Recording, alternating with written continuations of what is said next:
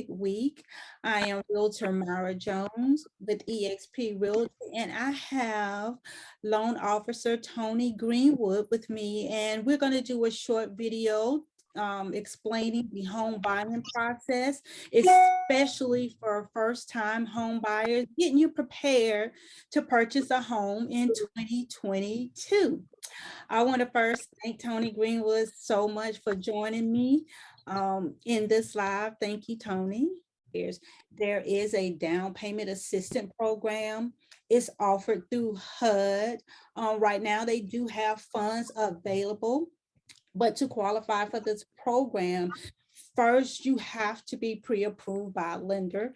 That's another reason why I have Tony here, so he can go over the qualifications. Second thing is there's a $5,000, they're only gifting up to $5,000 in down payment assistance. It is a forgivable deferred program. However, in order for it to be forgivable, you have to stay in the home for 5 years. For an existing home, you can't exceed the purchase price of $162,000.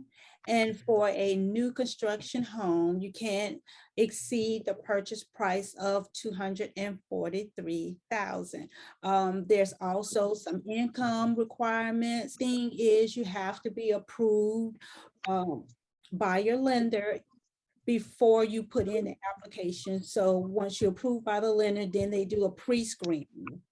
Once you get approved, they start looking for a home. But to get more details about that, y'all can, call me. We can have a one-on-one consultation. I can also send me your email address, and I can email you all of this information as well. But to get more into the qualification, which is what I am here for, we're going to get Tony to talk about what do you need to start your home buying process. We're trying to get people qualified in the next 30 to 90 days to purchase a home. So Tony, if you could go over the qualifications for me, please. Yes, thank you, Myra. All right, so some of the basic qualifications that we need to address first when doing a loan application. Biggest things are going to be credit, work history, and then residence history. Okay, so as far as the credit is concerned, this is one of the more or less big ones, because with the credit, we're looking at two major things: A, the score, and then B, also the credit history. So whether or not you have some recent late payments and things of that nature, that may affect not only your score, but also affect what the qualification might be. If you've had any recent lates within the last maybe 3 to 6 months, that's definitely going to be a factor that's looked at, depending on how many, whether or not they're rolling as far as consecutive or if they've been broken up. Of course, the less, the better. If you have none, that's even great. The next thing is work history. We're looking for 2 years work history. Now, the biggest thing with that is they want to see that you have consistency as far as work. If you've worked somewhere for 2 years, just name that one place and then you're good. If you've had a couple of jobs or 2 to 3 jobs within that time frame, not necessarily a big deal. We'll also ask for all the information for those jobs to see how long the breaks were, what the circumstances were, why you may have switched, and then keep it moving from there. Just because you've had several jobs does not mean you're disqualified. It's not an automatic disqualifier. So don't be hesitant to apply just because you've had several jobs within that time frame. And then lastly is residence history, where you've lived in the last 2 years. Same thing as far as work. If you've lived a couple of places, not a big deal. Going back to the credit piece real quick, as I said, we're looking at the score and also what's on the credit. Score is one of the bigger factors as far as the credit is concerned, but it's not the only factor. So don't be afraid to apply just because you're afraid that your score may be lower, okay? Now, depending on the program types, There are different score requirements, especially if you're trying to qualify for down payment assistance. But we'll talk about that a little bit more once we're able to speak one-on-one, and we can have the application in front of us to look at the holistic picture. Okay. A couple other things I want to discuss is things that can kind of stop you from being able to purchase a home. We've had some recent loan applications and/or people under contract who've come under situations where you've been stopped by either liens, judgments, if you've had prior evictions. All of those things can kind of be showstoppers when you're looking to purchase a home. Obviously, if you've had an eviction and you're trying to purchase a home, the two kind of coincide. So depending on how long ago that eviction was, and the disposition of it now, can be a factor in whether or not you qualify for a home at this time. But it is prudent that you discuss that and be upfront with us. That way we can kind of advise you in the best fashion to be able to move forward. Once again, it's not an automatic disqualifier, so don't be hesitant to talk to us or apply or be upfront with that information. Same things with liens or judgments.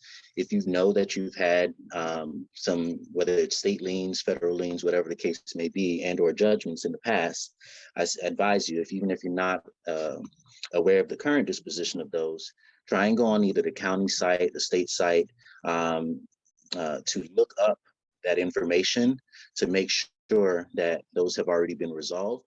That way they don't catch you on the back end when you're finally under contract, because that will stop the deal. Okay. If you do end up getting under contract and have to face one of those things, they have to be resolved prior to you closing on the home. So say, for instance, you have a lien and say it's $1,000, right? Well, if you've already had your cash to close amount, they'll go ahead and tack that, request a payoff from the county or the state, whomever that lien is from, and apply that amount to your cash to close amount. If you can bring that money to closing, then you should be golden. You're good to go. They'll pay it at closing and shouldn't be a bother after that. Same thing with the judgments. The one concern, especially with those two types of those liens and judgments, is sometimes they do accrue interest. So if it's from a while ago, it could be that it has been accruing interest over a time period. So even though it may have started out as $1,000, it may be well above that now with the fees, court costs, or whatever the case may be, and the interest that has accrued over the time frame that it's been neglected. So just keep that in mind. It's better to head that off before getting on the contract, and when you're looking to start purchasing a home, start that process, head that off before you get on the contract. That way it's not an issue down the line. You'll have a much smoother process. And if you're unsure, talk to us about it beforehand so we can kind of do some digging and find out the disposition prior to you getting on the contract, so it's not an issue. Okay. And then lastly, I think I had mentioned this earlier, as far as current delinquencies with credit accounts. Okay. When you have especially active credit accounts, whether it's a credit card, car loan, student loans, if it's currently delinquent on your credit, and you can monitor these account statuses, whether it's Credit Karma, Experian, any of the free apps, they give all the accurate information. We're not so much worried about the score, because when we pull credit, it's going to give us a different score. We're pulling it with a different scoring model, but the information, it should be accurate. It's the same information that we pull. It's just scored differently. So if it says on Credit Karma that your account is delinquent, that account is delinquent. That's something that needs to be addressed. Okay. The sooner you can address that, the better. Okay. Well, Tony, thank you so much. I hope you guys are, I just want to hit on a couple of, things that you say really, really quick. One thing is, he talked about is you can also get ahead of the game of finding out exactly what's on your credit report, and if you're ready to purchase by checking with any of the states sites to see if you have any liens, any evictions, any judgments against you. I know a lot of these things occur and you don't know about it. Right hand, you may have moved, the address change, and you didn't get notification. However, make sure you go onto the public website, state site, and you can check yourself to see your status of that. Also, delinquencies in student loans, to pay those off. It's on your credit report. When you apply or when you get up on the contract, you hire an attorney. An attorney would do a title search. The attorney as well as the lender also have tools other than the public site to find out if you have anything like tax liens and delinquencies that may not show on your credit report.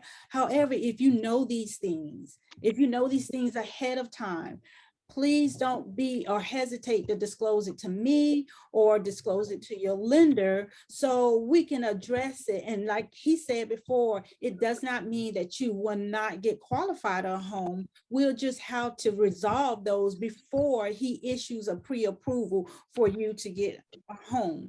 And now that we're moving into tax time, I know a lot of people are anxious because even though it's a seller's market, it's a perfect time to buy a house. You know, Tony, I want to ask you a little bit about interest rates right now. Is interest rates pretty steady or? Interest rates are definitely starting to rise. We're starting to see some hits and pricing adjustments on different occupancies of homes. So recently, Fannie Mae has issued notification that there's going to be some hits, especially even like second homes. There's already been a hit recently for investment properties. So primary residences, we've already kind of seen the slow increase. They're going to continue to rise.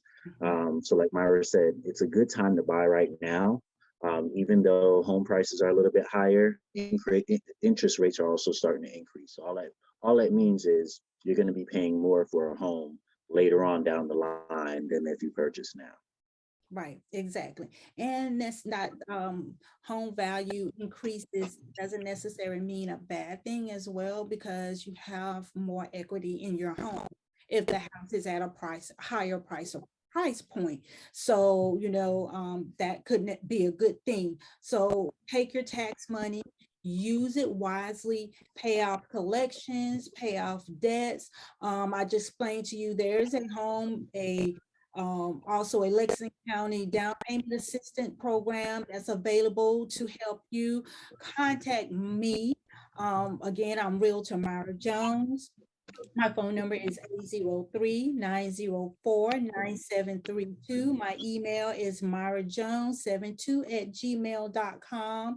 You can call me anytime. I am text friendly. You can text me, email me, and we can talk about and get you do a consultation and talk about get you ready to purchase a phone.